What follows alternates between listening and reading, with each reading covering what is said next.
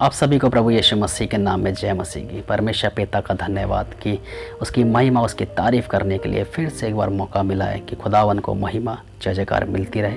और आज मैं बातचीत करूंगा प्रकाशित वाक्य की पुस्तक अध्याय 11 से, जो यहाँ पर दो गवाहों का जिक्र मिलता है। और यहाँ पर इस प्रकार से बाइबल बताती है प्यारे अजीजों कि यहाँ पर दो गवाह हैं और ये दो गवाह आखिर कौन हैं।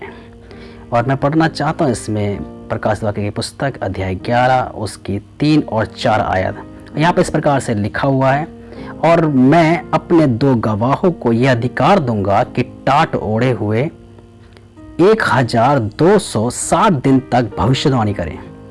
ये वे ही जैतून के दो पेड़ और दो दीवट हैं जो पृथ्वी के प्रभु के सामने खड़े रहते हैं। हालेलुया। ये प्रभु यीशु मसीह का वचन इस प्रकार से यहाँ पे बता रहा है प्यारे अजीजों कि ये दो दीवट हैं, दो जैतून के पेड़ हैं।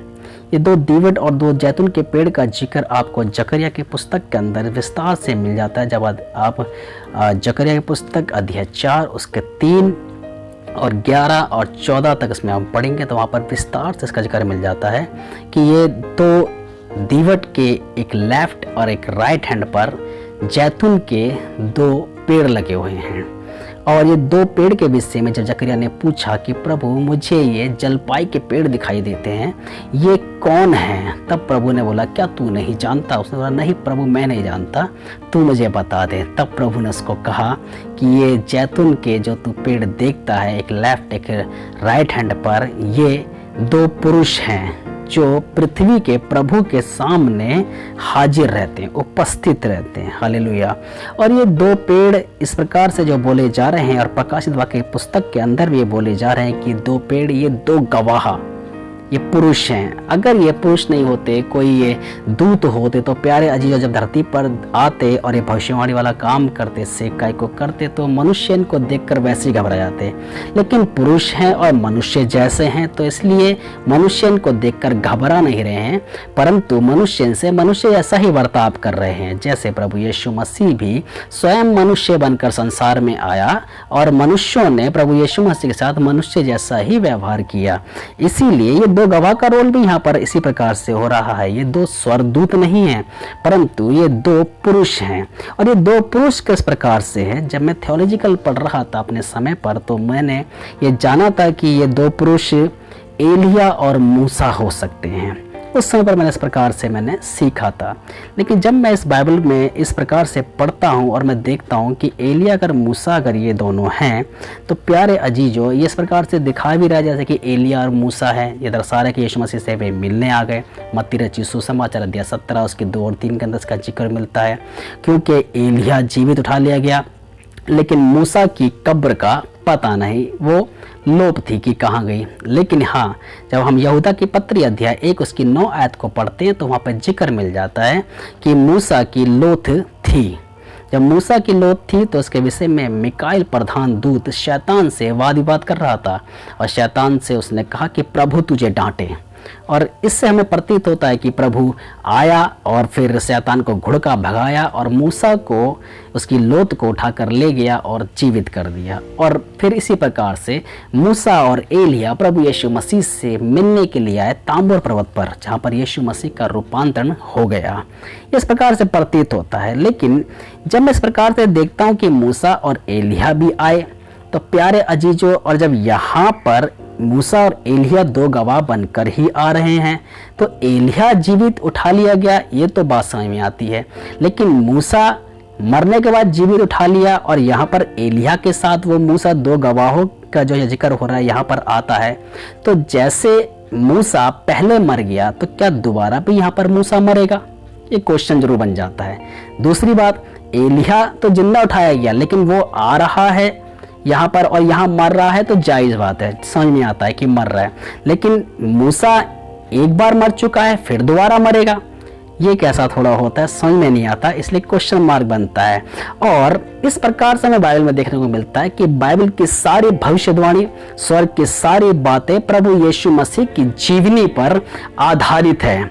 तो जब प्रभु यीशु मसीह की जीवन पर सब कुछ आधारित है, तो जैसा प्रभु यीशु मसीह का जीवन था, जैसा प्रभु यीशु मसीह का मृत्यु होना था, जैसा प्रभु यीशु मसीह का जीवित होना था, जैसा प्रभु यीशु मसीह का स्वर्गारोहण होना था, उसी दशा में जब कोई व्यक्ति प्रभु यीशु मसीह पर विश्वास करता है, प्रभु यीशु मसीह में जीवन जीता है, परमेश्वर में जीवन जीता है, तो अनिवार्य है कि उसका जीवन भी प्रभु यीशु मसीह ही जैसा हो जाए, प्रभु यीशु मसीह की दशा में आ जाए।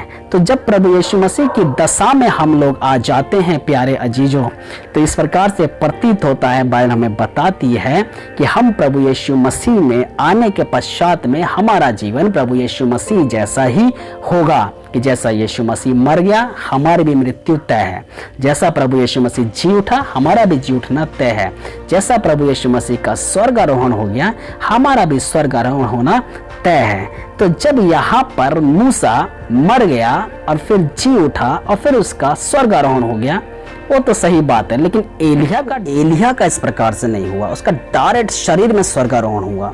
जब एलिया का स्वर्गारोहण हुआ तो हमें एक व्यक्ति और दिख पड़ता है पवित्र शास्त्र बाइबल के अंदर कि उसका भी डायरेक्ट उठाया जाना हुआ, जो हमारे को उसका जिक्र मिलता है उत्पत्ति की किताब अध्याय 5 उसके 24वें आयत के अंदर, कि हनोक परमेश्वर के साथ साथ चलता था और परमेश्वर ने उसे उठा लिया, वो भी इस शरीर में एलिया जैसा उठाया गया।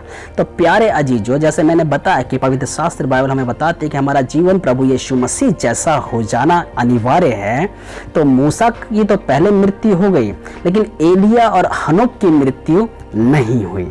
इसीलिए इस दो गवाह के अंदर जब मैं जिक्र करता हूं और मैं देखता हूं, तो मुझे इसके अंदर एलिया और हनोक दिख पड़ते हैं कि जब ये आएंगे और भविष्यवाणी करेंगे, उन्हें सब प्रकार का अधिकार दिया जाएगा और ये परमेश्वर का काम करने के लिए, जो प्रभु को अपनी सेवा इनसे लेनी है और ये सेवा करने के लिए आएंगे, तो मसीह विरोधी इनको मार देगा और 3.5 दिन तक इनकी लाशें पड़ी रहेंगी और 3.5 दिन के बाद फिर स्वर्ग से आवाज आएगी और इनके अंदर परमेश्वर का जीवन का आत्मा बैठ जाएगा और ये जीवित हो जाएंगे और तब ये शब्द सुनकर, परमेश्वर की आवाज को सुनकर स्वर्ग में उठा लिए जाएंगे।